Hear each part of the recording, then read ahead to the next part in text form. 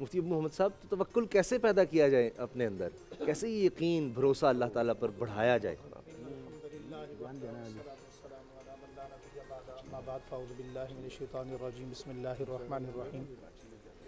तवक्कुल में दो चीज़ों को समझना बहुत ज़्यादा ज़रूरी है। एक अल्लाह की पावर को समझना बहुत ज़्यादा ज़रूरी है, और दूसरा अपनी कमज़ोरियों को समझना बहुत ज़्यादा ज़रूरी है। आज इंसान अपने अंदर ही अंदर खुदा बनने की कोशिश करता है, वो इस तरह से कि जो मैं चाहूँ वो हो जाए। तवक्कुल अलल्लाह, भरोसा अल्लाह की ज़ात पर, ये अल्लाह जल्ल शानु ने क्यों दिया, और कुरान करीम में इसे किस अंदाज से बयान किया गया खूबसूरती के साथ। फरमाया वतवक्कल अलल्लाह इन्नल्लाह युहिब्बुल मुतवक्किलीन। जो लोग अल्लाह की ज़ात पे तवक्कुल करते हैं, भरोसा करते हैं, अल्लाह ताला कहते हैं मैं उनसे मोहब्बत करता हूँ। एक तो ये है ना कि आप अल्लाह से मोहब्बत करते हैं, मैं अल्लाह से मोहब्बत करता हूँ। एक ये है कि अल्लाह फरमा रहे हैं जो मुझ पर भरोसा करते हैं मैं उनसे मोहब्बत करता हूँ। इस आयत करीमा के ज़ैल में अल्लामा आलूसी रहमतुल्लाह अलैह ने तफसीर रूहुल मानी में नबी करीम अलैहिस्सलातु व तस्लीम की एक हदीस नकल की। अब आप जो बात मैंने शुरू में कही ना, आप उसे यहाँ से जोड़िएगा कि अपनी कमज़ोरियों को भी देखना है और अल्लाह की पावर को भी देखना है।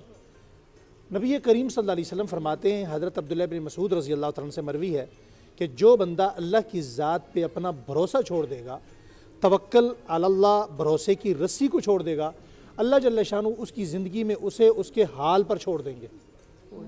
मुझे आप ईमान से बताइए कि अगर अल्लाह हमें हमारे हाल पर छोड़ दे तो हम अपना कौन सा काम बना सकते हैं, कौन सा काम कर सकते हैं? कुछ भी नहीं, कुछ भी। कुरान करीम की एक आयत करीमा है, गालिबन ये सूरह हूद है और 12वें सिपारे की पहली आयत करीमा है। मिसाल से समझिए, एग्जाम्पल से, वमा मिन दाब्बतिन फिल अर्दि इल्ला अलल्लाहि रिज़्क़ुहा व यअलमु मुस्तक़र्रहा व मुस्तौदाहा कुल्लुन फ़ी किताबिम मुबीन। जैसे आप लाहौर से आए हुए ना यहाँ पे कराची में प्रोग्राम करने के लिए, तो क्या कहते हैं, दाना पानी हमें ले गया, रिज़्क़ हमें ले गया। ऐसा नहीं है।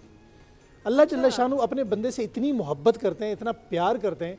इस आयत करीमा में दो तीन चीज़ें हैं। एक चीज़ तो ये है कि अल्लाह ने रिज़्क़ का ज़िम्मा अपने ज़िम्मे ले लिया, और ये नहीं कहा कि दाना पानी तो मैं ले गया, फिर मैं जहाँ जहाँ मेरा बंदा जाएगा मैं दाना पानी उसके आगे आगे चलाऊंगा। देखिए ना, आप फ्लाइट में जा रहे होते हैं, खाने का वक्त होता है, खाना वहाँ आपके सामने आ जाता है।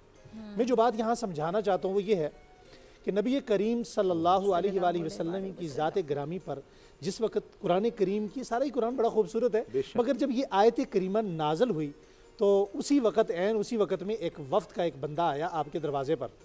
वो वफ्द वालों ने पड़ाव डाला, उनके साथ बच्चियाँ थीं, ख़वातीन थीं, मस्तूरात औरतें थीं। उन्होंने कहा यार हमारा जो खाने पीने का साजो सामान है वो ख़त्म हो चुका, आप मदीना करीब है, जाकर रसूलुल्लाह सल्लल्लाहु अलैहि वसल्लम से अर्ज़ करें कि कुछ खाना भेज दें। अब ये बंदा नबी करीम सल्लल्लाहु अलैहि वसल्लम के दरवाजे पर आया तो आप सल्लल्लाहु अलैहि वसल्लम का मामूल शरीफ ये था कि जब कोई आयत करीमा उतरती तो उसे तकरार के साथ बार बार पढ़ते। तो आप सल्लल्लाहु अलैहि वसल्लम यही आयत पढ़ रहे थे, वमा मिन दाब्बतिन फिल अर्दि इल्ला अलल्लाहि रिज़्क़ुहा व यअलमु मुस्तक़र्रहा व मुस्तौदाहा कुल्लुन फ़ी किताबिम मुबीन। कुल्लुन फ़ी किताबिम मुबीन का मतलब ये है कि अल्लाह जल्ल शानु भूलता नहीं है, लेकिन फिर भी बंदे की याद दहानी के लिए, बंदे के भरोसे के लिए अल्लाह कहते हैं तेरे रिज़्क़ का ज़िम्मा मेरे ज़िम्मे है, मैंने लोहे महफूज पर ये बात लिख दी है, इससे मैं कभी पीछे नहीं हटूँगा, तेरा रिज़्क़। अब इस इंसान इसको हलाल करके खाए या हराम करके। सुनाने वाली बात यह है कि जब ये बंदा नबी पाक सल्लल्लाहु अलैहि वसल्लम के दरवाजे पर आया और सुना कि आप सल्लल्लाहु अलैहि वसल्लम ये फरमा रहे हैं, वो भी अरबी समझता था कि भाई रिज़्क़ का ज़िम्मा तो अल्लाह के ज़िम्मे है, ये कहकर वापस चला गया और जाकर अपने कबीले वालों से कहा भाई मुबारक हो, तुम्हारे लिए खाना आएगा। अब उन्होंने ये समझा कि खाना नबी पाक सल्लल्लाहु अलैहि वसल्लम भेजेंगे, क्योंकि कासिद हमने हुजूर के पास भेजा था। थोड़ी देर बाद देखा तो एक दो नौजवान बड़े खूबसूरत बर्तनों के अंदर सालन और बड़े खूबसूरत बर्तन के अंदर बड़ी अच्छी नफीस और लजीज किस्म की रोटियां लेकर आ गए। अब उन्होंने खाना खाया और साथ ये मशवरा कर दिया कि देखो जिस तरह हमारा काफिला ज़रूरतमंद था और भी लोग यहाँ आते होंगे ज़रूरतमंद, तो ऐसा करते हैं ये बकिया बचा हुआ खाना हुजूर के पास ले चलते हैं और हुजूर सल्लल्लाहु अलैहि वसल्लम ये बकिया खाना किसी और को दे देंगे। अब ये खाना उठाकर जब हुजूर के पास आए तो नबी पाक सल्लल्लाहु अलैहि वसल्लम से क्या कहने लगे इनके सरदार हज़रत मालका रज़ी अल्लाह तआला, या रसूलल्लाह आपका बड़ा शुक्रिया। भाई किस बात का? आपने हमारे लिए बड़ा ही अच्छा खाना खाया, हमारे पूरे काफिले वाले कह रहे हैं कि हमने ऐसा खाना कभी भी नहीं खाया। हुजूर ने फरमाया भाई मैंने तो खाना नहीं भेजा। फरमाया या रसूलल्लाह आप मजाक करते हैं? फरमाया भाई मैं नबी हूँ, नबी ऐसा मजाक नहीं करता, नबी मजाक में झूठ नहीं बोलता। फरमाया या रसूलल्लाह हमने तो बंदा भेजा था। फरमाया कौन सा बंदा था? जैसे ही इस बंदे को खड़ा किया तो जिब्राइल अलैहिस्सलाम आ गए।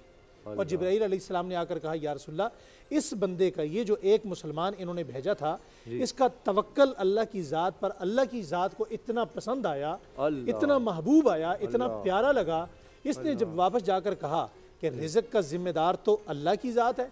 और नबी करीम सल्लल्लाहु अलैहि वसल्लम अपनी ज़ुबान नबूवत से बार बार ये तकरार के साथ ये तिलावत कर रहे हैं, तो इसका ईमान ये था कि अल्लाह खाना उनको वक़्त पर भेजेगा। और जब खाना भेजा उनको, तो अल्लाह की ज़ात को ये बात इतनी पसंद आई कि अल्लाह ने आसमान से फरिश्तों के ज़रिए खाना भेजा, फरिश्ते वो खाना लेकर आए, वो खाना बचा हुआ ये लोग आपके पास लेकर आए हैं। ये एक बंदे का तवक्ल था। सहाबा इकराम अहले बैत इज़ाम में इस बात की बीसियों मिसालें मौजूद हैं। असल बात यह है कि तवक्ल मुसलमान को इसलिए दिया गया कि जहाँ इंसान के ख्वास खमसा काम करना छोड़ दें, वहाँ इंसान का तवक्कुल का।